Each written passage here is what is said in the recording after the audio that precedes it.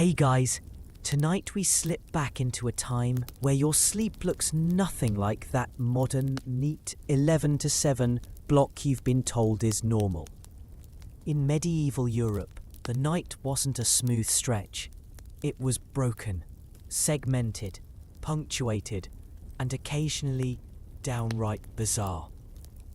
Imagine yourself crawling under scratchy wool, the faint smell of smoke clinging to the rafters, and your belly half full of bread and weak ale. You slide into sleep with the whole household dozing nearby, except the pigs, who might still be snuffling in the corner. About 4 hours later, though, you jolt awake, not because of bad Wi-Fi or a buzzing phone, but because, well, that's simply how the medieval body timed itself. And if you're thinking, no way could I survive this fragmented schedule, you might be right. Though in fairness, you'd also probably die of something like spoiled milk first. So, before you get comfortable, take a moment to like the video and subscribe, but only if you genuinely enjoy what I do here. And while you're here, drop your location and your local time in the comments so I know who's still awake with me across the world. Now, dim the lights, maybe turn on a fan for that soft background hum, and let's ease into tonight's journey together. You close your eyes, and instead of one long night, you sink into what historians cheekily call the first sleep. It's a few solid hours that take you to around midnight. After that, something odd happens. You're awake, bleary-eyed, but alert enough to shuffle around. And here's the historical kicker. People expected this. No surprise, no yawning apologies to some boss the next day. This was the rhythm of life. A two-stage snooze known as segmented sleep. Some scholars argue it was the most natural state of the human body, revived even today if you camp with no artificial light. Historians still argue whether the segmented sleep was truly universal across Europe, or just more common in certain regions with longer winter nights. But the references are everywhere, tucked into medieval diaries, prayer manuals, even health guides. Picture yourself sliding off a straw-stuffed mattress in a dim room. The hearth fire glows a little, casting shaky shadows across uneven timber walls. The house is quiet, except for someone snoring like a wind instrument 3 feet away. Instead of rolling over, you light a stub of candle and shuffle into what was called the watch. These wakeful hours were neither socially weird nor wasted time. They were in fact prime time. What did you do? Well, if you were pious, you whispered prayers and even sang short psalm verses in the hush, believing those in-between hours let you commune with the divine more directly. If you were less saintly, you stayed in bed but whispered gossip to the person lying beside you.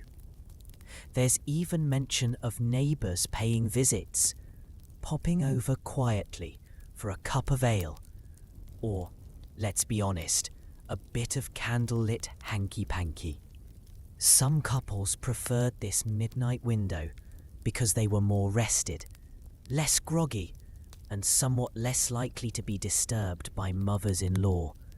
Some things never change. Doctors of the age approved. 2. Medical texts described this interval as a healthy little pause when the stomach had started digesting dinner, but before the body sank deep into sluggishness again. Did it reduce stress? Were medieval people unwitting pioneers of mindfulness? Possibly. Modern sleep scientists even ran experiments. Deprive volunteers of artificial light, and within weeks, They adopt the medieval two-sleep rhythm all on their own. Of course, it wasn't all serene candlelit journaling. The midnight hours also meant risk. Imagine stumbling to the latrine through a dark yard. No flashlights, just a trembling tallow candle. Easy pickings for thieves, stray dogs, or the sticky mud you curse as you step in it barefoot. Remember, streets weren't policed like they are now. Anything from drunken brawls to an ox breaking loose might collide with your poor half-asleep face. Which may explain why a lot of people just stayed cozy, whispering, praying, or tending small domestic tasks without opening the door. And there were other nighttime jobs. Bakers, for example, often started kneading dough right after first sleep. Monks rose from their pallets to chant the midnight offices, tilting the night further towards sacred labour. Even mothers rocked restless infants, humming half songs that, if historians are honest, we don't really know but can imagine were just as groggy as modern lullabies. Here's a fun fringe tidbit. One medieval remedy for insomnia suggests that if you couldn't return to your second sleep, you should rub the inside of a roasted dormouse against your temples. Yes, an actual mouse. I suppose the cuteness distracts you until you finally collapse from confusion. Don't try this at home. The medieval FDA was basically whatever the apothecary says at 3 a.m. By the time your second sleep arrives, around 2 or 3 in the morning, the house is calmer again.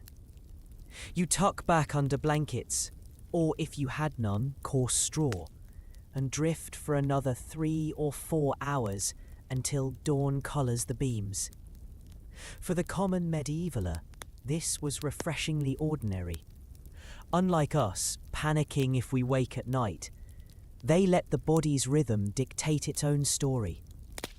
The second sleep wrapped up the rest, leaving them surprisingly alert come morning chores. Let's pause on the present, though, and how it feels through your senses. The air is always chillier midway through the night. The candle smoke clings heavier, and your body sore from straw pokes exactly where you don't want them. Outside, someone's rooster might start testing its pipes earlier than it should. Nature's alarm clock with no snooze button. You cover your head with the nearest scrap of fabric and pray the rooster comes down with laryngitis. That's one joke explained in letters from irritated householders. Roosters apparently weren't any more punctual 700 years ago than today. Yet, there's comfort too. The in-between wakefulness was private, even intimate. It gave you room to reflect, to slip into inner thoughts, or to stoke the fading embers without pressure. Some scholars note this may even have been the time when dreams were recounted, the first sleep full of visions and omens, discussed later by the bedside. So tonight, as you're tucked into the safety of your one-block sleep, just imagine a medieval you gently stirring awake, having a candle ready, maybe mumbling through a half-remembered prayer. Imagine savouring that twilight space between rests, knowing you'll wander back into slumber soon enough. It's a reminder, our concept of normal sleep is not timeless, not eternal. It was shaped, bent, and reshaped by centuries of habits, houses, and history. Your eyes close again, but as the hours of your second sleep fade away and daylight trickles through the cracks in your shutters, the medieval night has already taught you one thing. You're never really alone when you sleep. And that leads us directly into one of the strangest yet most ordinary features of the Middle Ages: communal beds. Forget your personal queen-sized mattress, hotel privacy, or strict no shoes on the bed rules. In medieval life, the bed was less of a sacred private island, and rolling into bed with company wasn't scandalous. It was survival. You crawl onto a shared mattress, and suddenly you're nose to nose with cousin Alaric, while Uncle Bernard's snores resemble a bagpipe duet. In some taverns or monasteries, you squeezed in with paying strangers, lined up like sardines in a row. Only the wealthiest could afford the luxury of sprawling out alone, and even then, the bed's width might still host visitors. Here's the kicker.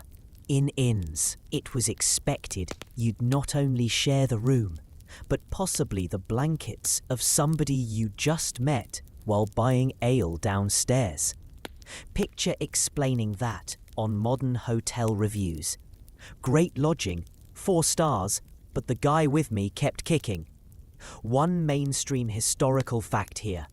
In 16th century England, beds were so pricey that wills often listed them right next to land and cattle as crucial inheritances.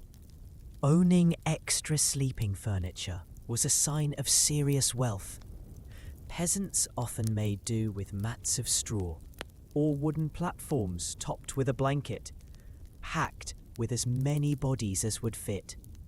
And oh yes, children were piled right in with adults, sometimes jammed head to toe like campers in a canvas tent, creating what we might politely call maximum coziness, and less politely describe as a chaotic cuddle puddle. And don't think noble families escaped bed buddies. Royalty often slept with attendants nearby, not in the wink-wink TV drama way, but as actual bodyguards or servants stationed for duty. Queen Elizabeth I herself reportedly slept with a knife under her pillow, and she wasn't the only one. Rulers liked attendants within reach for protection at their most vulnerable hours. Imagine trying to doze off while a dozen armoured dudes shuffled noisily on the floor next to you. Gets hard to feel glamorous. Here's where it gets quirky. Travelers' diaries mention situations in which bedding with strangers wasn't remotely taboo. A French innkeeper might just shrug and put 4 men in a bed to conserve room. Did everyone snore, talk in their sleep, and maybe get a little too elbowy? Almost certainly. Historians still argue whether travellers viewed this as mostly pragmatic or secretly loathed it every night of their lives. What's clear, privacy was not the default assumption. It was the privilege of wealth. Naturally, with all this squishing, you could guess the comfort level wasn't stellar. We're talking straw poking your cheek, itchy wool crawling on your skin, and some other person's unwashed medieval feet brushing against you at 2 a.m. Remember, bathing wasn't exactly a daily thing. You might want to picture not so much family slumber party as sweaty medieval quilt of doom. And yes, people snored. If you think your roommate's Spotify playlist can get on your nerves, imagine your entire village's noises as the lullaby. But it wasn't all misery. There was warmth in this closeness. Literally, families counted on sharing beds to survive cold winters. Without central heating, breaking the chill by huddling under shared furs was life-saving. Plus, sleeping beside loved ones was believed to promote harmony. One popular belief said that married couples who physically rested together kept their union healthier and calmer. Freud had nothing on medieval practicality. Cuddle or freeze. Scholars point out another side effect of communal beds. It blurred lines of trust and intimacy. If you willingly slid into straw beside someone, whether a relative or traveller, you were making a nightly pact of goodwill. Spoiler alert, bed sharing could be conflict resolution by sheer inconvenience. And then, one hilarious tidbit. In Scotland, there existed the box bed, literally a bed enclosed in panels of wood with a hatch door. At night, a whole family might crawl into what looks like an overgrown cupboard and close themselves in. Practical? Yes, it kept in warmth. Claustrophobic? Oh, definitely. But it becomes less absurd when you remember that a drafty thatched roof meant icy wind. The medieval version of roommate rules probably hovered somewhere between face the other way and no hogging the fur coverlet. For you though, pushed into this medieval cuddle pile, it feels surreal. You hear the creaking of a packed bed frame, the wheeze of uncles, the faint rustle of rodents in nearby straw. The smell is a cocktail of wool, smoke, and fellow humans. You shift to avoid elbows, convinced your discomfort is boundless. Yet, surprisingly, you notice a strange comfort blooming in this half-delirious state. In the darkness, there's safety in numbers, and even if one person stirs awake for that midnight watch, the others remain to keep the rhythm of slumber alive. So when you modern listeners glance at your sprawling solitary mattress tonight, maybe whisper a thank you to the sheer luxury of not battling cousins for blanket space. But also, remember medieval people weren't just weird, they were practical. A shared bed was a necessity, a currency, and a quiet bond knitted by snores and sighs. Next time your partner steals covers, laugh. It could be worse. You could be stuck in a wooden box bed with 7 relatives and a traveller named Geoffrey spooning you for warmth. You've barely wriggled free from last night's communal cuddle pile, and now you notice the other thing that defines medieval bedtime: the furniture and fabrics themselves. Beds weren't just where you lay down. They were symbols, sanctuaries, and sometimes outright contraptions. Let's step into a medieval chamber. A smoky fire crackles low in the corner, if you're rich enough to afford firewood, and the hearth barely shields you from drafts sneaking through gaps in the stone or timber. The bed isn't just a rectangle on legs. Oh no, it's layered inventions of fabric, canopy, and curtain, all erected to fight off biting cold and nosy neighbours. The wealthier households led the charge on impressive beds. You see an oak four-poster towering like a personal fortress. Draped in embroidered curtains, those curtains aren't just for interior design points. They serve 3 big purposes: blocking drafts, adding privacy, and retaining warmth. Remember, insulation wasn't really a thing, so closing fabric panels around you was like creating a mini tent of survival. And warm air rising from your body had a better chance of lingering if sealed in with cloth. Imagine snug little microclimate pods centuries before anyone invented Snuggies. But of course, this filtered awkwardly down the classes. Nobles might have ornate velvet or silk drapes with bright dyed embroidery, each stitch shouting, "I sleep well, therefore I'm important." Peasants couldn't afford such luxuries, but they were clever. They hung spare linen, old sacks, or even rough wool around sleeping spaces to mimic the same protective effect.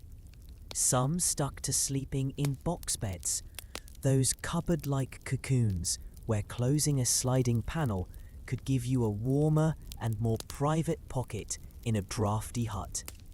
Again, yes, cozy or claustrophobic depending on your view. Now, how about the blankets? If you're picturing plush duvets, cancel that daydream. Bedding was layered from whatever came to hand. Sheets of stiff linen, rough woolen blankets, sometimes animal hides.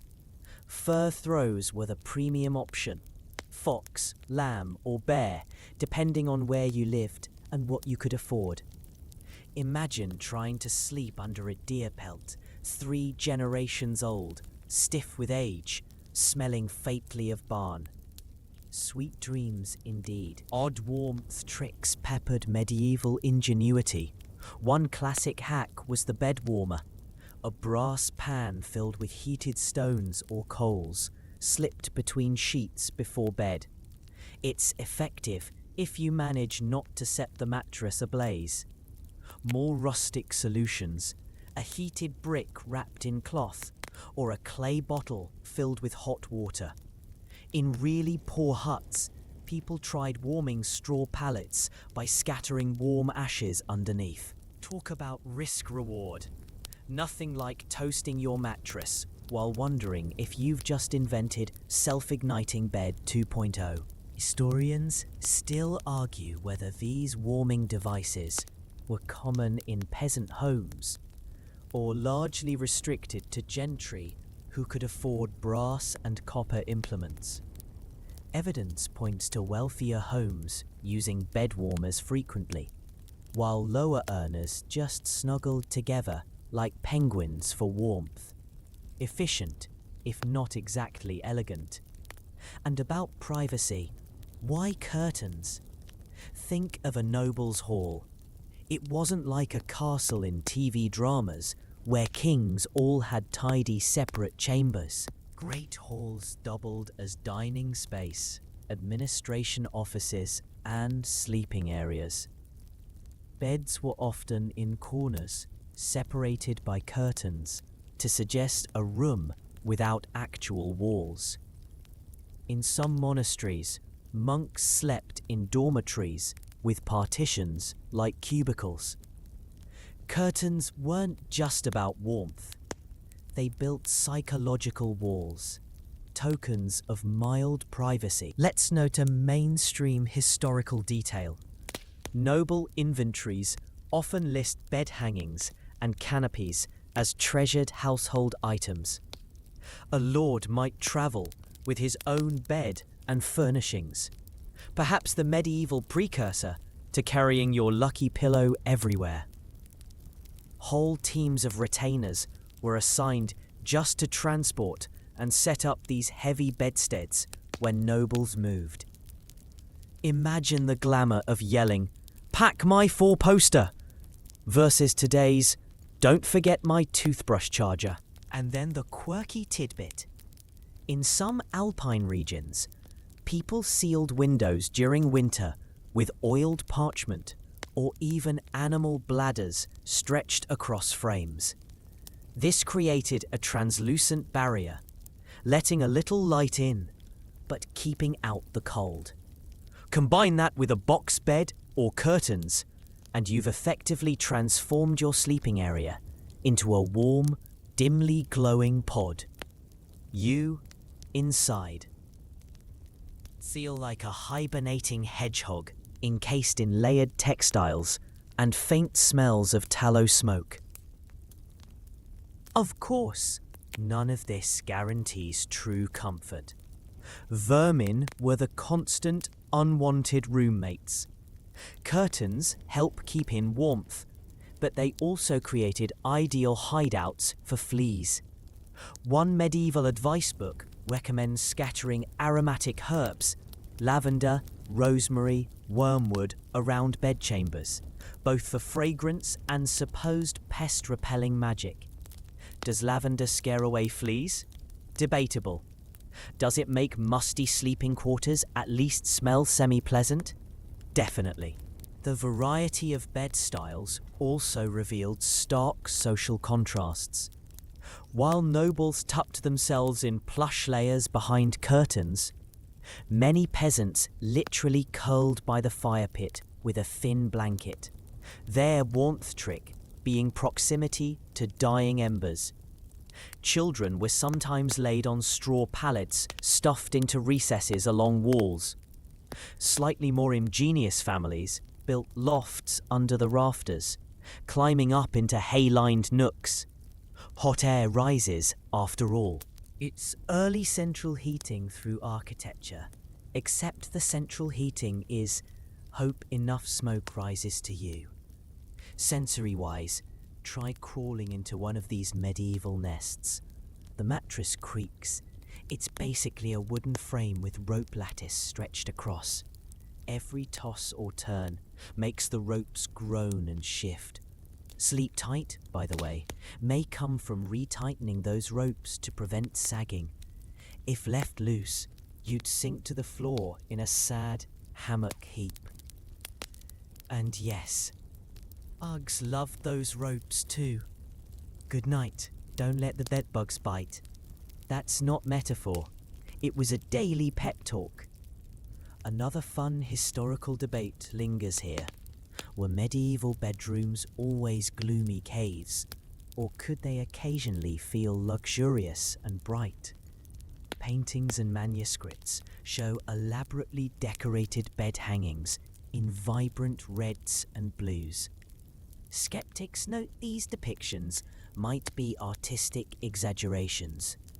The truth probably swung between gloomy huts and surprisingly cozy noble chambers, bathed in coloured fabrics. Historians still argue whether medieval bedrooms deserve classification as bleak or bougie, but thinking of them as both captures the era's range. So you, our nocturnal traveller, find yourself curling inside drawn curtains, cocooned in a thick fur, maybe even warding off fleas with sprigs of mint tucked beneath your pillow. Your little sleeping bubble seems safe, sound, and moderately flammable. The bed is no longer just a surface to crash on, it's a fortress, heater and class billboard combined. You may miss your modern sheets, but hey, at least your four-poster isn't doubling as a shipping container to haul between castles. The curtains around your medieval bed are still drawn tight, but as you stir awake during that midnight pause between first and second sleep, you realize that the world outside your four-poster cocoon is anything but silent. The night, in fact, is not the calming backdrop you expect in your 21st century head. It is noisy, unruly even. And once you pull aside the curtain or peek through the shutters, you stumble right into the lively chaos of medieval towns at night. Picture narrow cobblestone streets winding past timber-framed houses, dark but dotted with flickering torchlight. Unlike today's cities that blaze with neon until dawn, medieval towns went pitch black, apart from moonlight, half glow spilling from doorways, and perhaps a single lantern hung on a corner. And yet, the bustle was real. Vendors occasionally used the quiet hours to haul goods through streets with fewer crowds. A baker might be hauling sacks of flour down an alley, somewhere nearby. Alehouses still hummed with laughter, clattering tankards, and the unmistakable sound of someone belting out a drinking song wildly off-key. If your medieval bed wasn't sagging from straw poke, it was bouncing to the rhythm of some random fellow's tuneless chorus. Noisy neighbours were hardly your worst obstacle to rest, though. Animals ruled evenings as much as humans. Chickens, goats, dogs, pigs, all freely wandered towns. snuffling for scraps from earlier market days. Imagine trying to peacefully enter second sleep while an untethered goat tips over an empty bucket beneath your window. That's not the gentle white noise app of rain by any means. Historians still argue whether streets truly swarmed with free-roaming animals every night, or whether we exaggerate the chaos. But plenty of records from city councils complain about pigs knocking all night like unwanted party guests. Then there were the people who, shall we say, didn't entirely embrace bedtime. Night watchmen patrolled some towns, clanking truncheons against walls to announce their presence. Helpful for policing, yes, but also about as restful as an air horn under your pillow. Drunkards stumbled across lanes, singing or bickering all the way. Young apprentices, off the leash for an evening, might chase one another, shouting bawdy jokes until the church bell reminded them, perhaps too late, that dawn labour loomed. Speaking of bells, you couldn't escape them. At midnight or earlier, monasteries chimed to summon monks for vigils, their tones echoing across roofs and chimneys. Those living near an abbey may as well have had a divine alarm clock that no snooze spell could silence. And outside quieter villages, travellers on the road often pass through long after sunset. Picture hooves clattering, carts squeaking, and hired guards shouting warnings in case of thieves. All while you, a poor sleeper, try to keep your straw bed from collapsing beneath you. One certain detail: many medieval legal codes set curfews for townsfolk. In England and France, municipal orders required household fires be banked and businesses shut at night. The so-called curfew, from the French couvre-feu, literally cover the fire. In theory, this reduced risk of fires spreading through wooden cities. In practice, not everyone obeyed. Large towns continued humming suspiciously past curfew, with illicit brewers, ladies of the night, and black market dealers sneaking around. Think of it as the medieval version of ignoring closed signs at 24-hour diners. Now, a quirky tidbit. Some areas employed town criers to announce hazards or proclamations, even at night.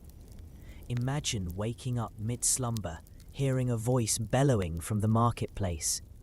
A fire hath broken out in the South Ward. Or beware thieves abroad. Talk about bedtime anxiety boosters. Forget soothing ASMR. Your nightly playlist is civic chaos, shouted through cupped hands. Scholars puzzle over another debate. Did people perceive nighttime noise as disruptive, or was it simply accepted atmosphere? Historians still argue whether complaints in manuscripts reflect genuine misery or clerks being dramatic. After all, if you grow up acclimated to pigs snuffling under windows and drunken uncles hollering at curfew, perhaps silence would feel even stranger. Let's stick with your senses, though. Step into that cobbled lane around 1 a.m. The air hangs heavy with smoke from hearths winding down, mixing with the sour tang of spilled ale. You see faint fireflies of pitch torches, hear the scrape of leather boots, and feel the vibration of a passing cartwheel through loose stones. Someone drops a slurred ballad about love lost, absurdly rhymed with sausage. Meanwhile, two Mongol dogs are locked in a brawl outside the tavern door. Quaint lullaby, isn't it? Noise was also social glue. Some families awake between sleeping cycles listened to sounds outside as part reassurance. A bustling town meant community was alive and police present. A chilling, unnatural silence might suggest danger. Perhaps bandits prowling or a sudden fire threatening. Oddly enough, constant commotion sometimes equaled comfort. The hum of life, even in darkness, let you know the world kept spinning, and chaos even crept indoors. If you stayed at an inn, the walls were thin, if there at all. You shared a bed with strangers, yes, but also the snores of an entire room echoed around you. Next door, a table of late drinkers might erupt in laughter, while someone in the loft tuned a rebec lute for no apparent reason. With no noise ordinances or earplugs, you just accepted that bedtime meant sleep when you can, despite the battle symphony outside. So, as you nestle under furs, listening in your imagination tonight, remember, the medieval town never truly fell silent. Midnight wasn't sacred quiet hours. It was just another shift change. You'd rise briefly, listen to bells, hear dogs yelp over scraps, maybe curse a drunken neighbour, and slide back behind bed curtains. Sound wasn't a nuisance. It was life's heartbeat, a frenetic nocturnal rhythm blending humans, animals, and faith. Your medieval equivalent of white noise. The lullaby of chaos. Roosters drunk on moonlight. Dying embers crackling. Watchmen yelling curfew news. Monks chanting far away. You sigh, realizing sleep here wasn't just segmented by biology. It was plastered with noise slices, auditory bumps jolting everyone awake or soothing them back into dreams. So much for your perfect 8 hours. Night in the Middle Ages wasn't silent. It was a cavalcade with goats as percussion, monks as backup vocals, and drunkards as the lead vocalists nobody invited.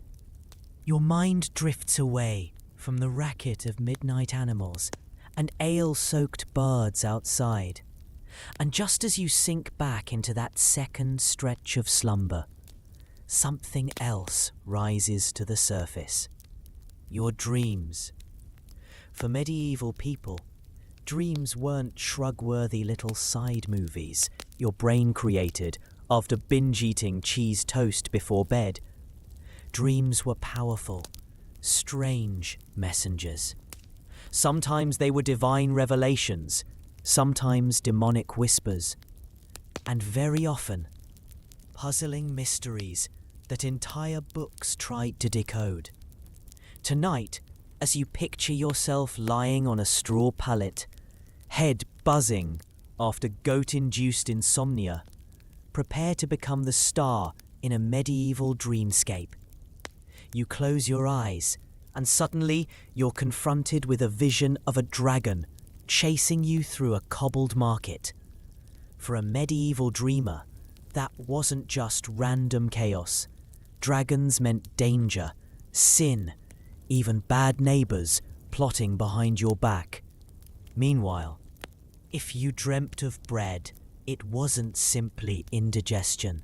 Bread usually meant prosperity or communion with God. Every mundane image had layers, and priests, scholars, and folk healers loved categorizing them. You are, essentially, stuck in the Middle Ages version of Google Translate, Dreams Edition. Here's your straight fact for the night. The Middle Ages inherited a lot of dream theory from the classical world, especially Aristotle and the Roman writer Macrobius. Medieval scholars recognized 5 different types of dreams, ranging from mere insomnia noise in the body to prophetic visions where God himself stepped into your subconscious live stream. Monasteries especially studied dreams as potential divine communication. If a monk woke insisting he saw visions of Mary or Christ, the event wasn't laughed off over porridge. It sent ripples through the cloister. quirky tidbits abound. Did you know there was a whole business behind dream interpretation? Popular dream books circulated from the 12th century onward, listing hundreds of symbols and their meanings. So if you dreamed about snakes, cats, making cheese, or even losing teeth, there was a paragraph, usually copied from much older Greek or Arabic manuscripts, waiting to instruct what your brain was telling you. Whether because you were secretly greedy, about to inherit land, or destined for shocking betrayal, there was always a moral to the dream story. Your medieval therapist was basically a paperback guide passed around the marketplace, and with about the same accuracy as a fortune cookie. Yet historians still argue whether the average peasant truly kept dream books at hand, or if these interpretations mostly targeted literate elites who had the leisure to ponder their own unconscious worlds. Did farmers huddled on straw really ask, "What does my dream of a fat goose mean?" Or did they just grunt, mutter about hunger and move on? Likely both. Peasants accepted dreams carried weight, whether or not they broke out the scholarly classifications. Oral culture meant that local wise women or elders supplied their own interpretations when asked. And here's the part that might give you goosebumps. If you dreamed of a recently deceased loved one, it was seen as a visitation by their spirit, not some harmless neuron noise, but actual contact from the afterlife. Imagine waking from such a dream in your pitch-black, crowded bedchamber and trying to slip back into second sleep with Aunt Mildred's ghostly face still fresh in mind. That isn't exactly restful, but for medieval sleepers, it reinforced the porous veil between living and otherworldly. Dreams served as proof that dead and divine could reach you, and often did under cover of night. Sometimes dreams were weapons too. Political leaders claimed prophetic visions to justify wars, marriages, or coronations. If a king claimed he saw himself crowned in a golden halo while asleep, who dared challenge the legitimacy? Granted, cynics often rolled their eyes, but since half the world expected dreams to carry God's message, nobody dismissed such claims completely. In chronicles, victories were often prefaced by stories of symbolic visions. The Duke dreamt of a lion devouring its foes, and so he knew triumph lay ahead. Imagine your boss basing next year's budget on his dream where a cow high-fived him in the clouds. Same energy. Another fascinating quirk: not all dreams were welcome. Nightmares, especially those charged with fearful presence, could be associated with demons, witches, or the dreaded nightmare itself, a malicious spirit sitting on your chest, smothering breath. Some called it the Mara. This wasn't just oops, too much cheese. It was tangible malevolence. Think of a medieval parent holding their child, terrified after a crushing nightmare, muttering prayers and reaching for charms. The dream world was not a safe sandbox, but a realm where holy and unholy clashed. And of course, let's sprinkle in some sensory flavour. You're in that cramped bed, restless, already itchy from fleas, and suddenly you wake sweating after a dream of torrents sweeping through your hut. Is it a prophecy? A symbol? Your brain whispering about the leaky thatch due to rain. You roll over, poke the person beside you awake for advice, and they mumble, "Means you'll get money. Go back to sleep." Just like that, half-serious interpretation comforts you enough to close your eyes again. Dream diaries were sometimes kept by noble households and monastic communities. And here's where debate flickers again. Were these dreams carefully curated propaganda, or genuine random experiences scribbled down? Historians still argue whether you can trust medieval dream records at all, or if people exaggerated to sound more pious or mystical. Perhaps Brother John never actually saw angels guiding him upward in blazing light, but it sure made a good sermon example. Despite the debates and occasional absurdity, dreams anchored medieval culture in meaning. Instead of brushing off their nocturnal imaginations, people leaned into them, desperate to interpret what nightly visions said about their lives. Every symbol offered comfort, warning, or wonder. When medieval people crawled into beds, curtained, or covered with fur, they didn't just expect sleep. They anticipated messages. Subscribe. So as you, the modern sleeper, close your eyes tonight, chuckle at how seriously they took their mental spaghetti of dragons, bread, and hissing cats. But also, imagine the magic of believing your mind a nightly gateway to heaven, hell, or hobgoblins. Sure, it may not give restful REM cycles, but it did turn mundane sleep into a cosmic, suspenseful theatre. You were never just napping. You were waiting to see what the universe, or at least last night's cabbage stew, wanted to whisper. You've just staggered through dreams of dragons and prophetic bread loaves. But before you can rest easily, the midnight bells start clanging. They split the silence like a hot knife through butter, but a butter scraped thin, because remember, medieval nights weren't exactly quiet to begin with. The church bells, though, were louder, deeper, insistent, and unavoidable. This wasn't some delicate wind chime lullaby. It was the sound of God's schedule smashing into whatever sleep you hoped to get. If you lived near a monastery, and in medieval Europe, odds were fair that some bells rang within earshot. Your night was punctuated by the canonical hours, the strict timetable that monks followed for prayer.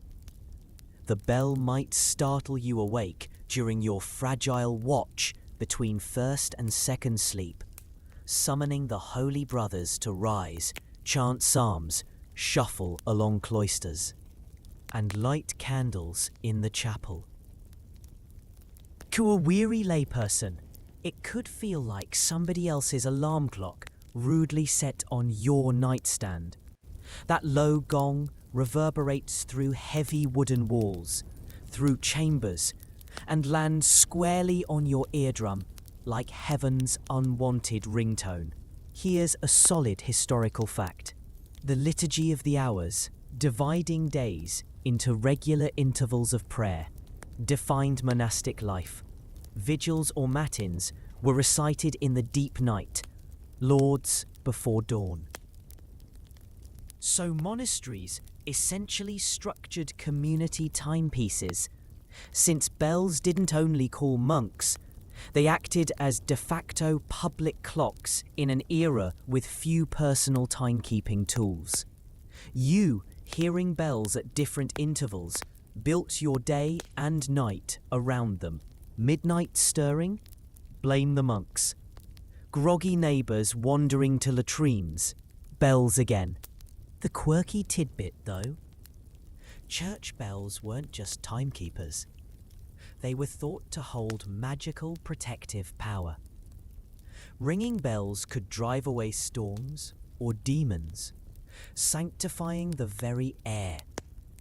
So if you grumbled about being woken prematurely, pious folk might retort, "At least the devil won't rob your house tonight." Comforting? Sort of. Effective? Well, let's just say medieval burglars didn't seem to care much for theological acoustics. Historians still argue whether townfolk felt oppressed or reassured by the ceaseless ringing. But the bells weren't the only call. There were night watches, a shared duty where towns appointed guards to patrol streets. These men didn't use bells, but lanterns and staves, sometimes crying out the hours or warnings. If a fire caught somewhere, expect bells and voices converging in a sudden midnight panic. This undercuts any fantasy that medieval nights were dreamy and restful.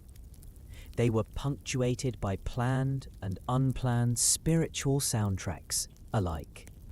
Let's step into your sensory shoes again. You're dozing off when suddenly a loud bong echoes, deep, resonant, vibrating your ribs. Seconds later, a line of monks shuffles past, hooded and murmuring in Latin.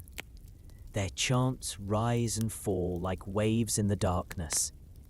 The sound folds into the night like distant thunder, untranslated for you, but marked by solemn insistence. You grip your blanket tighter. Maybe the bells interrupt sleep, but there's also an odd reassurance. Someone, somewhere, is always on duty praying. Your sleep may be segmented, restless, interrupted by pigs and pies, but you are wrapped in a network of voices, carrying the night to dawn on behalf of everyone. This collective rhythm also explains why midnight activity wasn't weird. Farmers rose sometimes to tend animals. Housewives got up to stir the banked coals. In some villages, people even synchronized certain chores with the monks, praying, spinning wool, minding children. Shared interruptions weren't just accidental. They belonged to a nightly choreography. Between bells and bodies, no one could pretend time was theirs alone. Another layer here. Bells also doubled as alarms for crime. In many towns, if a theft or violence broke out, the alarm bell was rung, rallying community members. It's bedtime, until suddenly the full clang says, "Grab your pitchfork, we've got business." Picture trying to explain to your partner that you would have gotten a restful second's sleep if not for helping chase down a sheep thief at 2:30 a.m. Medieval Fitbit step counts must have been weird. Fun sensory aside, imagine the bell rope in some belfry, thick and scratchy, pulled by drowsy novices barely awake. The clang shakes owls out of perch, jolts half the city's dogs into howls, and seeps into your dream about angels until suddenly you're convinced Gabriel himself is shouting in surround sound. It wasn't all austere though. Some townsfolk took advantage of the bell-marked hours. Court records sometimes note trysts scheduled specifically for after vigils or before lords, the perfect window for a bit of secret midnight rendezvous while everyone else was distracted or asleep. In other words, the bells told not only when to worship, but also when to sneak around. Leave it to human creativity. So you lie there, torn between awe at the sacred chants and irritation that your sheep herd still needs tending tomorrow at dawn. Bells defined your night's heartbeat. They pulled you into God's timetable, whether you liked it or not. You're half amused, half resigned, fully convinced that somewhere in heaven, angels are chuckling. Sleep? That's cute. And therein lies the paradox of the medieval night. You thought you were heading towards silence, but instead, You met schedules written in sound waves, shaping community, devotion, and even your weary yawns. Next time you groan at your 6 a.m. alarm, remember, at least it's not an iron bell clanging your ribs awake every few hours, with monks chanting bass lines through your dreams. You've just survived the clanging bells and the hooded monks muttering through the darkness. But when you finally crawl back beneath your itchy blanket, another force weighs on you. Fear. Not of neighbours stealing bread or pigs ransacking the kitchen, but of the shadowy, invisible terrors that might creep in once your eyes are shut. For medieval people, the night was crawling with dangers you couldn't see, and sleep left you vulnerable. That's why bedtime was never just about beds and blankets. It was a ritual soaked in superstitions, meant to scare off demons, nightmares, and the infamous hag on your chest. First, the mainstream fact. The word nightmare itself springs from this era's beliefs. A mare wasn't a horse galloping through your subconscious. It was a supernatural being thought to suffocate sleepers. Imagine waking rigid, heart pounding, convinced something heavy pressed down on your chest. Now, quirky tidbit time. Some people actually placed iron knives under their pillows to ward off dark spirits. Iron was thought to repel witches, fairies, and other malign forces. So congratulations, your sleep accessory was both defensive amulet and cheeky hazard for anyone stumbling into bed after too much ale. Others sewed protective prayers or verses into small pouches, then hung them around children's necks as they slept, like holy nightlights dangling from cords. These charms included herbs like rosemary or rue, stones, and even tiny scraps of consecrated bread. Imagine your mum whispering, "Here, darling, tuck this stale bread crust under your pillow. Sweet dreams." Historians still argue whether common medieval people genuinely believed every nightmare was demonic, or whether they treated it more symbolically, like a warning of bad health, bad digestion, or bad omens. The church certainly leaned hard on the demonic narrative, but medical writers sometimes suggested that overeating peas or cheese late at night simply brought weird visions. So who was right? The priest, the doctor, or the grandmother sprinkling salt in a circle by your bed? Consensus hasn't been reached, but medieval sleepers likely hedged their bets and did all of the above. When it came to nighttime rituals, the bedtime lineup wasn't calming tea and lavender candles. It was prayers, protections, and sometimes odd little performances. A child might be told to recite the Lord's Prayer backwards to keep witches at bay. Someone else might spit 3 times to deflect evil. And for grown men venturing to bed after drinking, a hearty sign of the cross before closing your eyes wasn't polite habit, it was survival equipment. The darkness belonged to demons, so you armoured yourself before entering it. But what did it actually feel like? Imagine the close heat of a crowded bed, the air thick with the smell of smoke, sweat, and sheep wool. You close your eyes, try to embrace illusionary rest, but then your breath shortens. You feel pressing weight in your chest. To you, it's a nightmare. To your medieval roommates, it's more than terrifying. It's proof that unclean spirits crept inside. Picture someone springing up, shaking you awake, hurriedly muttering prayers and fumbling for holy water. The night becomes not just restless, but battleground.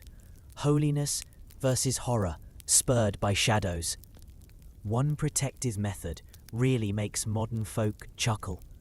carving protective symbols into bedroom walls or beams. Crosses, etched by daggers, stand next to small written blessings, scrawled on parchment, nailed beside pillows. Some households tucked relics, bits of saints' bones or holy cloths around sleeping quarters. But it was also practical reassurance you wouldn't be strangled by invisible hags. Sleep tight, don't let the demons bite. And it wasn't all high church ritual. Folk magic ran wild too. Some used dream catch-like charms of knotted strings, bone fragments, or carved wood hung above the bedpost. Others burned juniper or sprinkled salt to purify the area. Superstition layered thick over the hearth's embers. The louder the world outside, the more suspicious the silence within felt. Your night was safe only through ritual repetition. The cultural fear reached animals too. Cats, for instance, were suspicious nighttime creatures. A black cat lurking by the bed could be seen as an omen, or worse, a witch's familiar bringing nightmares along. Yet paradoxically, cats also warded off mice that kept people awake, gnawing straw mattresses.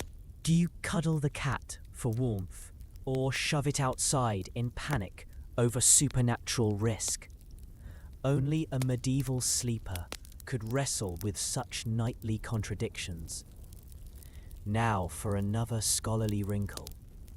Some theologians actually believed dreams could be hacked by demons whispering into your imagination. That's right, nightmares weren't just outside engines. They were injected straight into your head like malware. This created frantic debates. If a dream pushed you towards sin, were you culpable? Or could you blame the devil for your thoughts? Historians still argue about how seriously lay people wrestled with this, but sermons regularly warned against indulging in night visions. Apparently, not even your unconscious self got a free pass in medieval Christianity. What adds trickle-down charm, though, are stories of everyday folks arming kids or livestock with prayers. Farmers would scratch a cross onto barn doors, then onto children's bed frames, essentially saying, "Sorry, evil spirits, you're locked out. We've got the medieval VPN installed." It feels equal parts practical and tender. Superstition as an expression of fierce parental protectiveness in a world rich with nightly anxieties. And here you are, lying back among snores, shadows, and prickly straw, clutching your baked bread amulet, whispering blessings, desperately hoping tonight's dreams aren't hijacked by demons. It's funny for us to imagine, but to them, it was profoundly real. Where you see bedtime inconvenience, they saw cosmic struggle. Far from peaceful, their nights required shields. The prayers, charms, iron knives, and splatters of holy water all formed armor for fragile sleep. As the chant goes silent, bells fade, candles sputter out, and everyone drifts back towards slumber, you realize this. Once upon a time, every bedtime was battle prep. Today, you might tuck yourself under comforters. Back then, you tucked yourself under exorcism kits. Sweet dreams. The flickering charms and whispered prayers fade. And at last you think, okay, surely now I can just sleep. But wait, before you drift off, take a look at what you're wearing. Or, in some cases, not wearing. Because if everything else about medieval slumber felt odd, the clothes, or glorious lack thereof, were the cherry on top. Step into that centuries-old bedroom wardrobe, and you'll discover that what folks slid into to snooze told you plenty about comfort, class, and convenient disregard for modesty. First off, here's the historical standard to anchor yourself. Medieval nightclothes as we imagine them today, classic patterned pajamas, did not exist in most households.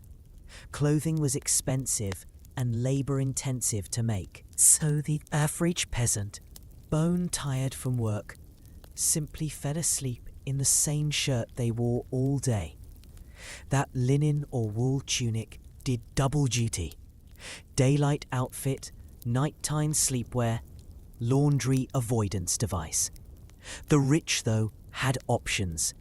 By the late Middle Ages, wealthier nobles sometimes had lighter shifts, under tunics, or specific nightshirts made of softer linen, but these were privileges of coin. Everyone else just crawled into straw, still smelling faintly of manure, wearing their work clothes. Talk about efficiency. But then comes a quirky textual tidbit. Medieval illustrations and plays sometimes mention people sleeping completely nude. That's right, no tunic, no shift, just you against the prickly straw or rough wool. Why? Well, some thought sleeping naked released the body to breathe more freely. Others just didn't want to soil their limited clothing. Imagine sliding into a crowded family bed, half the crew clothed, half in the buff. If you already thought communal beds were awkward, congratulations. Now you're imagining Uncle Bernard au naturel, snoring in the corner. Sweet dreams indeed. There's also the famous nightcap. By the later medieval period, folks in chill climates found a cloth cap immensely useful for conserving warmth. Bedrooms were frigid, houses drafty, and body heat precious. A floppy linen or wool cap tied under the chin was the medieval equivalent of your grandma's heated blanket. And yes, it probably looked ridiculous. Think of the cartoon version of Scrooge in his bedgown and cap, candle in hand. That's not just artistic cliché, it had authentic medieval roots. And if you're picturing yourself pulling it down over your eyes to escape the snoring racket in bed, you're right on theme. Historians still argue whether nightclothes were truly distinct garments in the early medieval centuries, or whether that evolved much later as a fashion trend. The evidence is scant. Garments rotted away, and art didn't always bother depicting pajamas. What does survive shows a mix: peasants bare or in day clothes, elites experimenting with loose linen sleeping shirts. The debate continues, largely because your average farmer wasn't leaving behind doodles of himself in his bedtime outfit, and thank goodness for that. Clothing at bedtime held symbolic weight too. Married couples were sometimes encouraged to be naked together under covers as part of conjugal intimacy. Meanwhile, cloistered monks and nuns were cautioned to remain dressed modestly, even in private, to avoid temptation or indecency. Picture the spiritual supervisor peeking in to make sure everyone's still properly clothed. It's as much about moral policing as sleep hygiene. And accessories. Let's not neglect the socks, or lack thereof. In freezing winters, some pulled on woolen stockings to keep precious toes intact. Others swore by layering on 2 tunics. Still, others recommended snuggling right up next to your neighbour's back and sharing body warmth. So yes, foot to butt was a legitimate heating system. Complain not about your too thin duvet. Try being pressed between two relatives like a panini, wondering who forgot to scrub their feet. Here's a fun cultural aside. Bedclothes could also signal social satire. Writers lampooned nobles for their elaborate gowns, slipping into embroidered nightshirts, silken caps, even slippers placed at bedside, all while peasants just conked out fully dressed.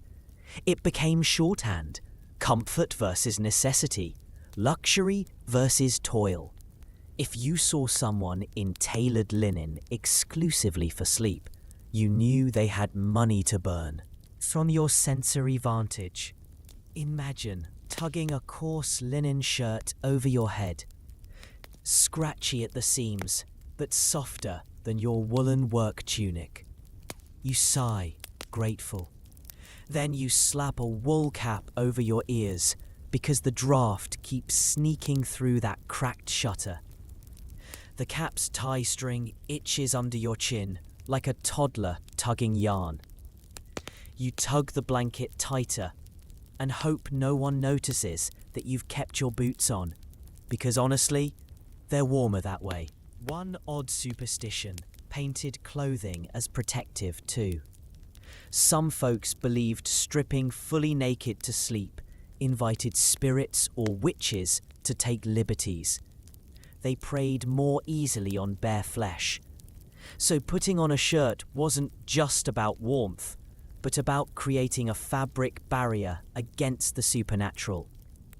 Doubtful it would stop demons, but hey, it's not the silliest thing people tried at 2 a.m. Remember the roasted dormouse paste? This at least doubled as warmth and ghost protection. And as always, fashion humour still applied. Jesters and poets poked fun at husbands clambering into embroidered night tunics, while wives made do with scratchy shifts. Apparently, even in the Middle Ages, bedtime fashion faux pas were a source of mockery. Nice hat, my lord. Could you keep the candle steady while I laugh myself to sleep? Modern you may be picturing sleek pyjamas, memory foam, and central heating. Medieval you, either snoozing in your one and only tunic, sweating in a wealth-showing linen gown, or freezing without your cap. So next time you roll your eyes at tacky holiday pyjama photos, pause and be grateful for your pyjamas, your heating system, and that no relative has decided to keep warm by scooting uncomfortably close in the nude. You've adjusted your wool cap from slipping into your eyes, which is fortunate, because now you can look around and see how wildly different your bed might have been, depending on where you landed in the great social ladder. Here in the medieval world, sleep was not immune to the divide between rich and poor.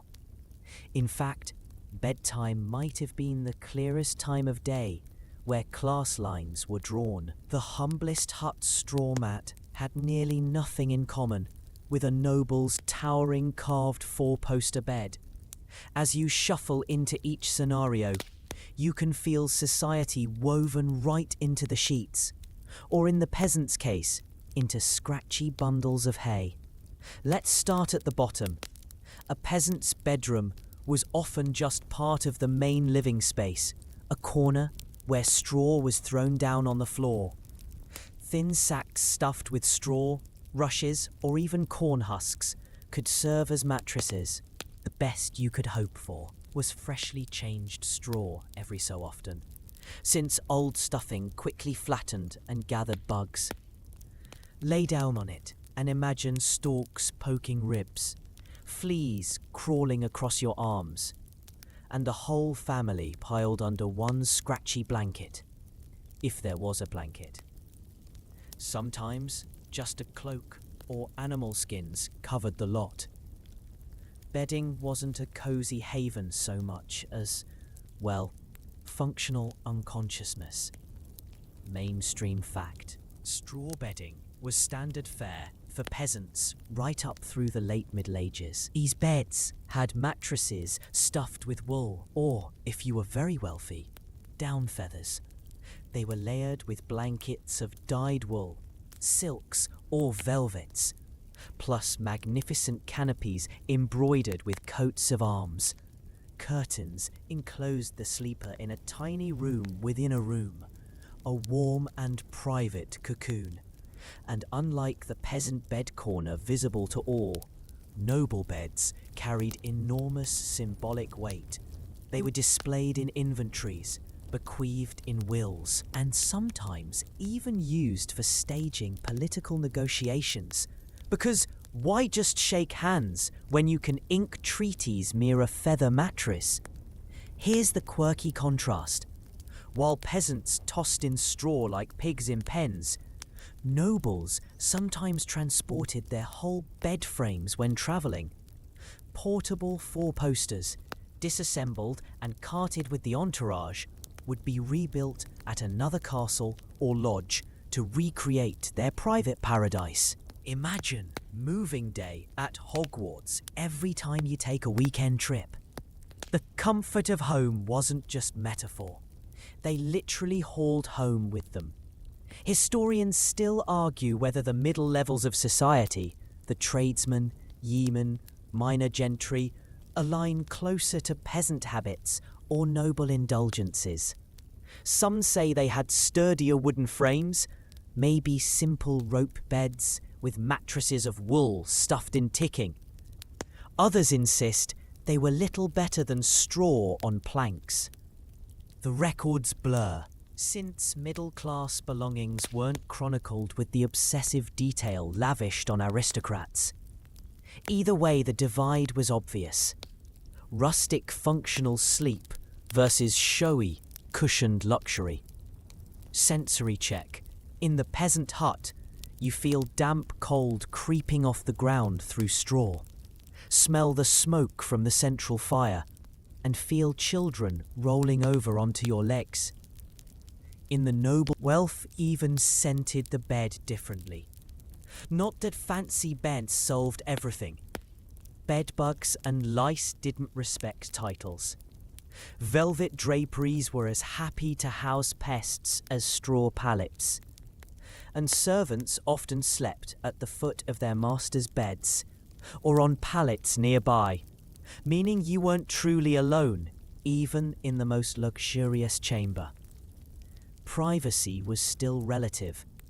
Even nobility sacrificed some peace for the company of protectors, companions, or attendants. Still, the noble bedroom functioned as a semi-public space at times. Servants might gather in the morning, children climbing onto the frame.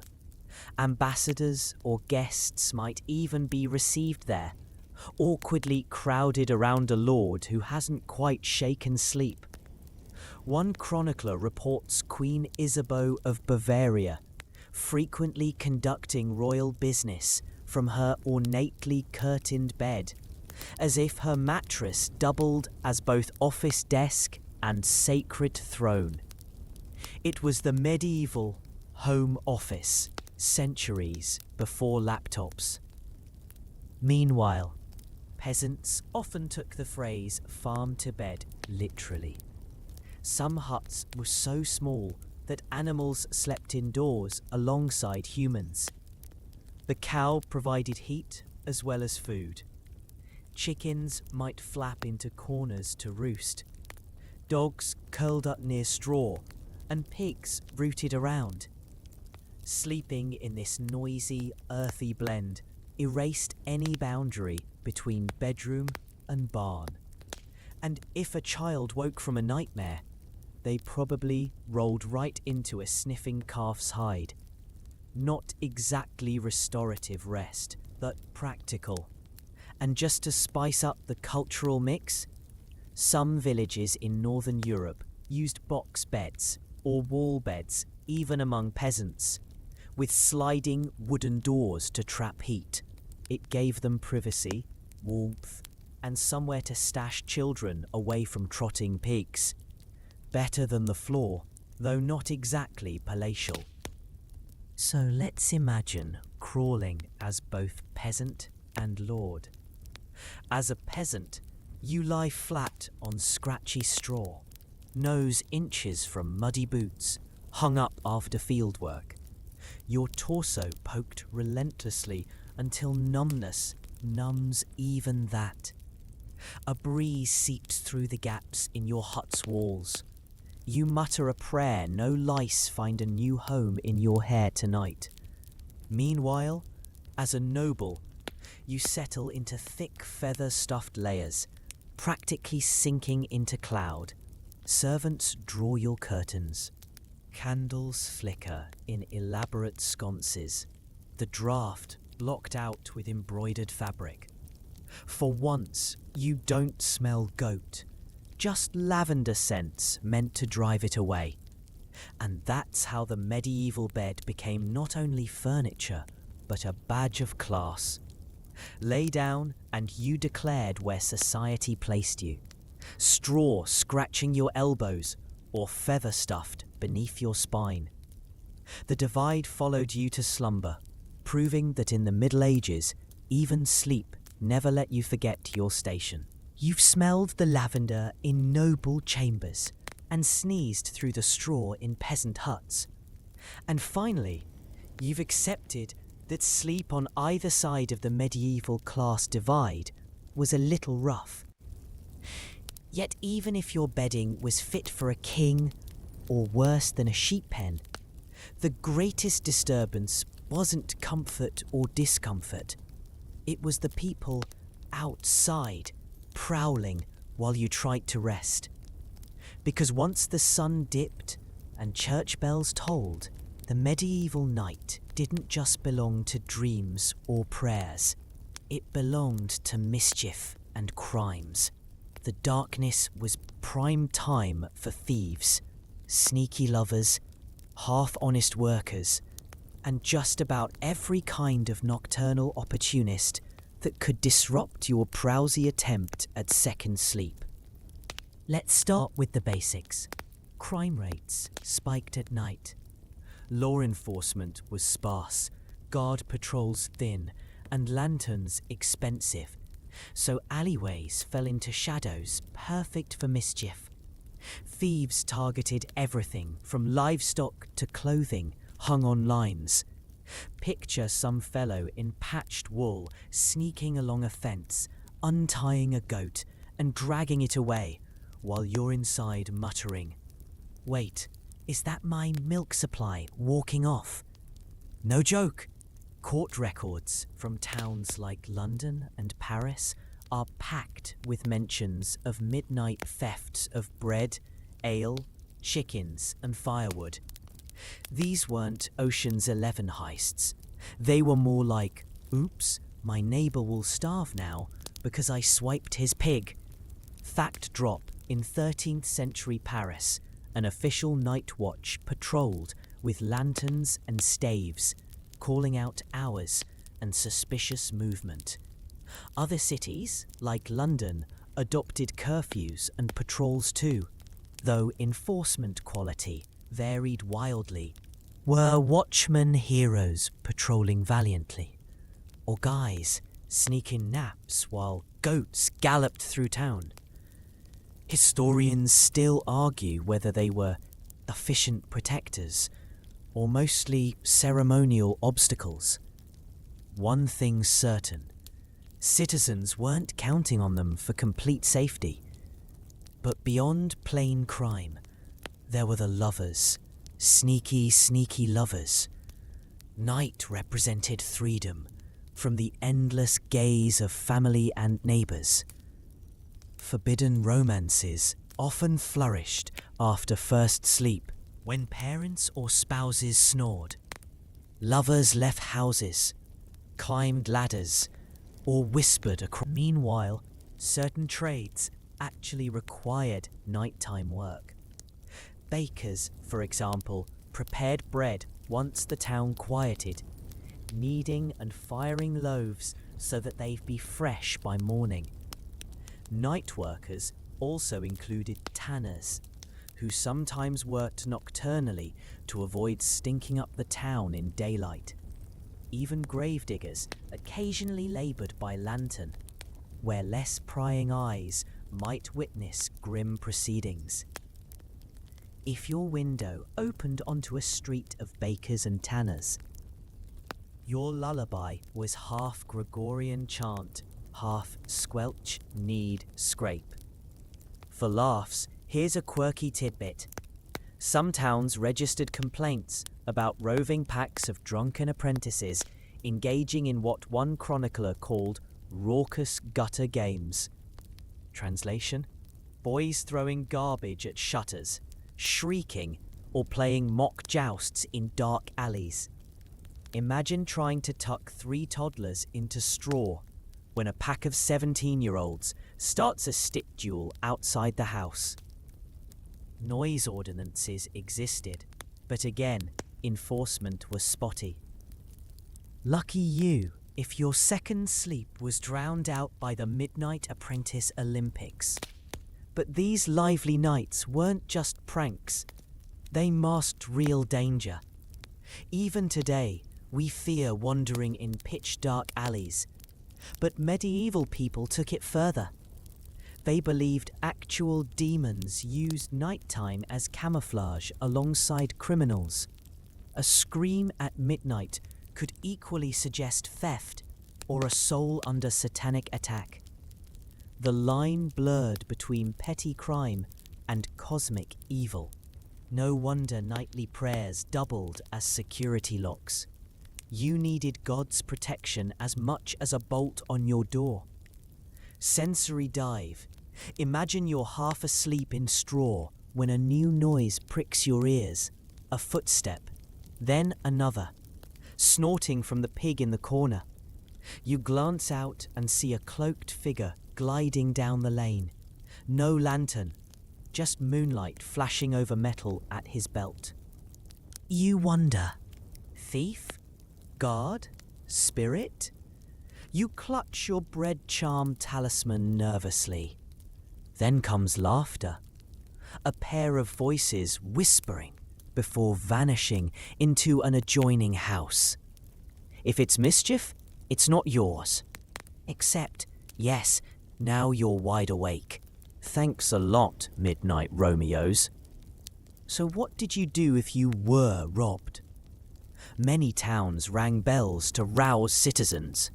A hue and cry meant the entire community was obliged to jump from bed and chase down the culprit. Doesn't matter if you were in the middle of second sleep. You're suddenly chasing a chicken thief barefoot through alleys. Bedtime wasn't just precarious. You could wake to chaos at any moment, compelled to morph from sleeper into part-time vigilante. And then there was superstition layered upon it all. Some spiritual authorities believed demonic temptation stirred criminal impulses at night. Therefore, those sneaking into beds they didn't belong in, or again the line between earthly thief with sticky fingers and supernatural meddling blurred constantly. Were you robbed by Joe the baker's lad or by Satan's minion? Depends on who wrote the complaint. Historians still argue how seriously people chalked everyday crime up to demons, but the rhetoric is certainly everywhere in sermons and records. Still, not all nocturnal activity was sinister. Some nights vibrated with festivals and holy days, stretching celebrations into darkness.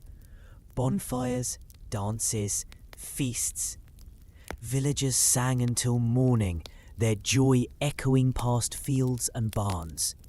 For once, you might leave dreary straw or curtained canopy to dance in firelight. Even here, though, joy clashed with the church's frowns over indecency and excess. Basically, every parish was half woohoo party and half don't you dare dance that way. So in this medieval night, you're not only drifting between first and second sleep. You're circling through risks of thieves, sudden crimes, and secret trysts. The world outside your bed was never still, and while you curled under wool, the alley thrummed with shadowy life. Tonight, you may tuck yourself snug with a locked door and Netflix hum. But 7 centuries ago, sleep was never guaranteed without an intermission from chaos, a goat stolen, a thief chased, or lovers tumbling through your hedgerow.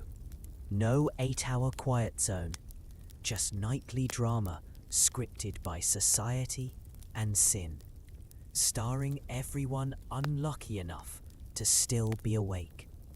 After dodging thieves and listening to drunken apprentices joust in the alley, you finally flop back into your bed. You think you're safe, right? Until you feel something shuffle against your feet. No, not Cousin Alaric. That's a chicken. Or perhaps the pig snorting as it pushes closer for heat. Because for many medieval families, bedtime was never just humans under covers. The night was frequently shared with animals, by choice, by necessity, and occasionally by sheer accident when a goat decided your mattress looked inviting. For peasants especially, a bedroom was rarely a separate idea.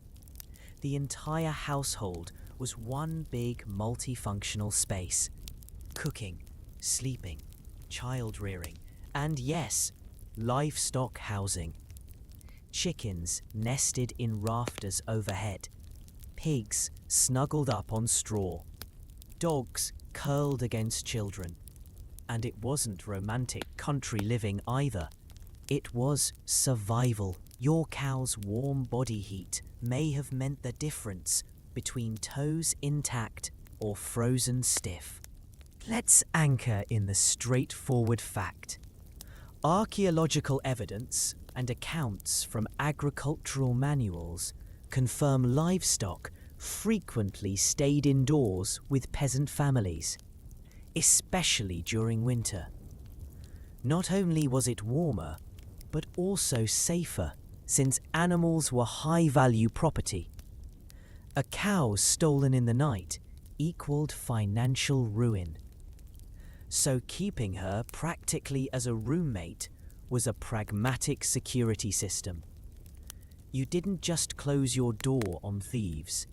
You put Bessie behind it. Quirky tidbit? Monks sometimes complained in records about the filth of peasants, who let animals sleep beside them in cottages. But ironically, monasteries themselves raised pigs and chickens near dormitories and cloisters. So, pot meet kettle. Let's be honest, even pious brothers couldn't resist the easy heating system of proximity livestock provided. In Nordic regions, for instance, horses were occasionally stabled in longhouses together with people. Families at one end, animals breathing into the frost at the other, like the world's strangest extended sleepover. But how did this actually feel? Imagine drifting towards second sleep when your feet are suddenly nibbled. You jerk awake, convinced it's a demon hag again, only to discover the household goat chewing the blanket corner. Elsewhere, hens rustle, fluttering down from rafters. The smell is pungent. Manure mingles with smoke and sweat. You roll to one side, receive a snout in the ribs. Congratulations, you are now in the world's first all-inclusive barn and breakfast. Historians still argue whether these animal co-sleeping arrangements were endured with grudging acceptance or considered normal levels of cozy. Did peasants complain bitterly about pigs underfoot, Or was the warmth so valued that grumbling was rare? Documentation wavers. Certainly some outsiders derided the practice as beastly, but inside those huts, survival mattered more than snobbish distinctions between bed and barn. On the noble side, meanwhile, you had less livestock, but plenty of pets. Cats padded around noble chambers, rat catchers doubling as companionship. Dogs curled near their masters, sometimes with specific breeds prized for their warmth. Lapdogs weren't invented for cuteness alone. They were living hot water bottles. We even have accounts of little dogs tucked into bedding specifically to keep joints warm. So if aristocrats laughed at peasants with pigs, well, they were spooning with spaniels themselves. Everyone, regardless of class, liked a good furry foot warmer. And, of course, the occasional disaster. Animals do what animals do. Dogs bark at strange noises, launching households out of sleep. A chicken lays a loud egg at 3 a.m. Pigs squeal restlessly, making everyone roll over in unison to shush them. So much for peace. Your second sleep was often seasoned with clucks, grunts, and whines. Forget crickets chirping romantically. Your lullaby was barnyard jam session, live and unedited. Some even added superstitions to the mix. Black cats skulking around beds, omen, devilish companion, or simply efficient mouse catcher. Scholars note how contradictory the animal image was, both feared and welcomed, both damned and adored. Horses neighing at midnight, a warning from supernatural forces. Or, more boringly, the horse was just hungry. Medieval people, however, rarely separated the spiritual explanation from the practical. A restless beast by your side might just portend doom in tomorrow's harvest. Good luck nodding off after that revelation. The sensory world here is overwhelming. The tang of dung and hay, the musky fur of shaggy dogs, damp from rain, a low cow's breath puffing soft against frosted air. It's chaotic, yes, but there's a weird comfort too. These animals were wealth incarnate. Their presence indoors was more than heating. It meant your lifeline was still alive, safe, and guarded by your own arms as you dozed. Imagine clutching an infant in one arm and hearing the rhythmic chewing of a cow less than 5 feet away. It's a bizarre cradle song, but one that wove reassurance as much as discomfort. And lest you envision nobles escaping barnyard companionship completely, nope, even in castles, cats scurried and dogs sprawled in chambers. Vermin were omnipresent. No amount of tapestries could keep them at bay. A lord might awake to find a terrier gnawing on half a rat underfoot. That's not exactly the gallant bedtime scene the musicians wrote about in troubadour poetry. Still by dawn, whether cradle-songed by hens or basking in a miniature hound pile, medieval sleepers accepted animals as part of the household rhythm. Their nights were shared ecosystems where humans and beasts dozed in strange symbiosis. Tonight, when you shoo your cat off the pillow or tuck your pup at the edge of the bed, pause and smile. You're echoing a much older tradition. Though at least now you're free of pigs headbutting your shin at 3 in the morning. So you sigh in that flea-hopping, chicken-cramped chamber, half complaining, half grateful. Shared warmth, shared wealth, shared chaos. Medieval life didn't let you keep animals at arm's length. They were your heat source, your alarm system, and occasionally your accidental blanket thieves. You rolled with it, or you froze, and that, dear sleeper, is why your midnight lullaby included not just snores, but clucks and oinks too. The rooster rouses you rudely, long before you feel truly rested, and just like that, the medieval night collapses into morning. No snooze button, no slow scroll on your phone, just a cacophony of cocks crowing, pigs snorting, monks chanting lauds, and neighbours already stomping around outside.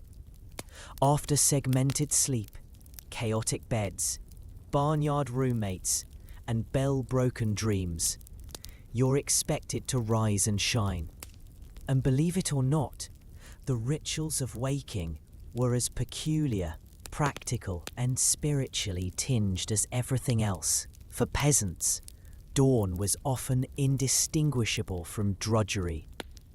You shuffle off your straw mat, brushing straw stalks that clung to your hair, itching from flea bites. Best ritual you could expect was splashing cold water on your face, if you had access to any. Washing daily wasn't embedded like it is for us, but you might grab water from a bucket, rub your eyes, mutter a prayer, and dive straight into labour while dew still clung to fields. Farmers were out checking animals and trudging to fields within minutes. Rise and shine, rise and plough. Here's a straight historical fact. In many monastic timetables, the Lord's service was scheduled just before sunrise, meaning the bell jolted not just the monks, but villagers who lived nearby. So not only were you waking to chores, you were waking to holy rhythms too. For a medieval sleeper, morning wasn't your private decision. It echoed out from the monastery, intertwining sacred time with daily grind. The quirky detail, though, some folks actually believed the way you greeted dawn affected your entire day. Superstitions rich in little actions suggested you should rise with your right foot out of bed to avoid bad luck, or say a specific morning prayer to stave off demons still lurking from the night. Forget affirmations or motivational podcasts. Medieval households leaned on rhymes, prayers, and charms. If you sneezed immediately upon waking, some thought it meant sickness brewing. Others believed squinting toward east-facing windows invited blessings. Basically, your morning routine was a cosmic performance judged by God, fate, and possibly your nearest goat. Historians still argue whether many of these rise right traditions were deeply believed or just folk habits passed down with chuckles attached.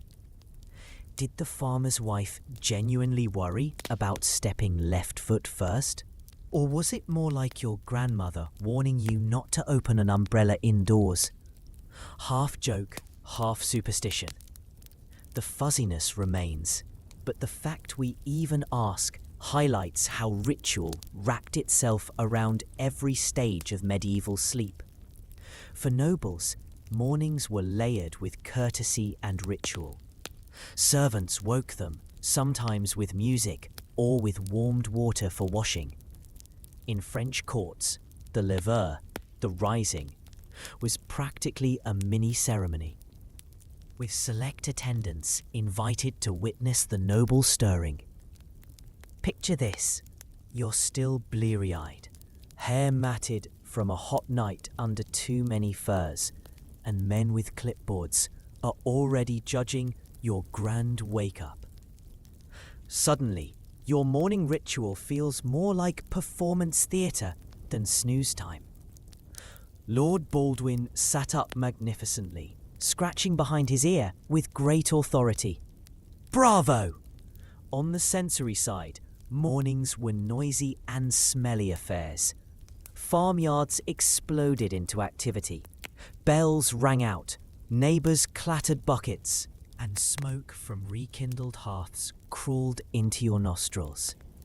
You rubbed tired eyes, heard roosters crow again and again. But many peasants needed a bite, bread or a sip of weak ale to fuel physical labour. So your good morning was often a hunk of bread and swig of yesterday's brew. Nobles could afford more elaborate starts. Fresh loaves, spiced wine, even fruit handed over while still wrapped in covers. Imagine the gall of nibbling pears while groggy peasants trudged past your manor walls, starving. One last touch.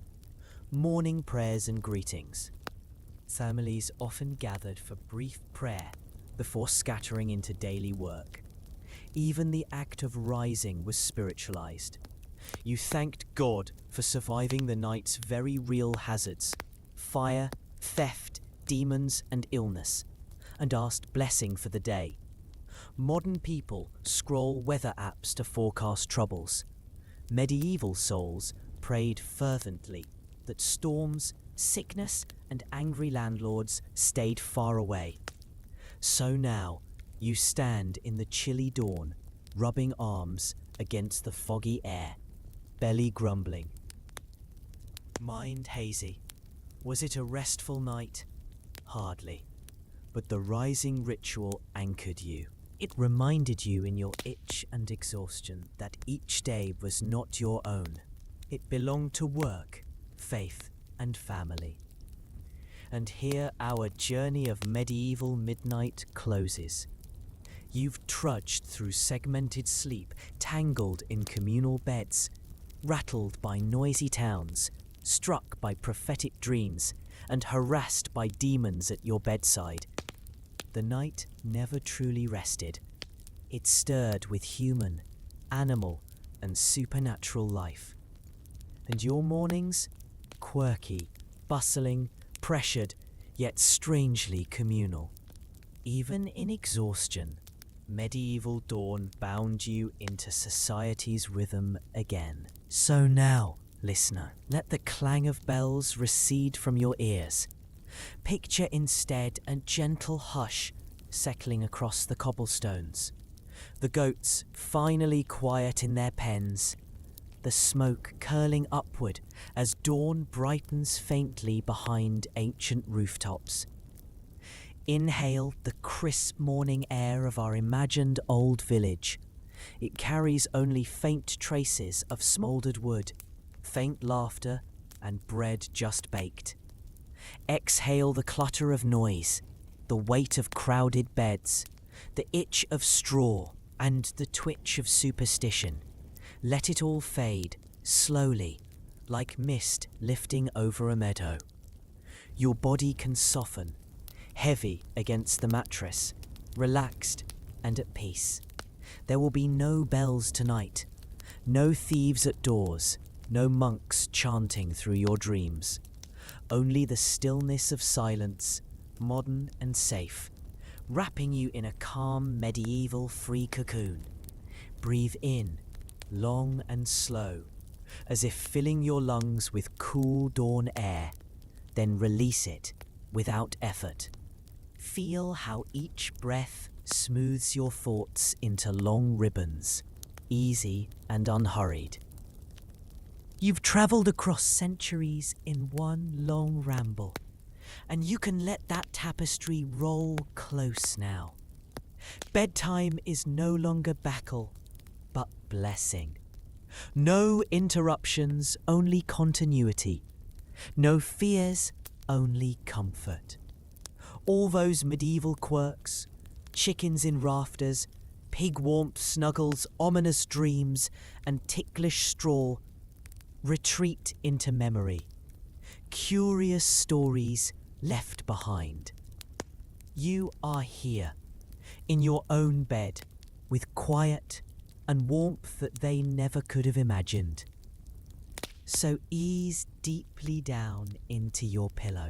Let every sound dissolve. Let silence expand. And trust that the night holds no demons, no drafts, no alarms. Only calm, unbroken rest. Close your eyes, soften your breath, and drift. Safe, certain, content.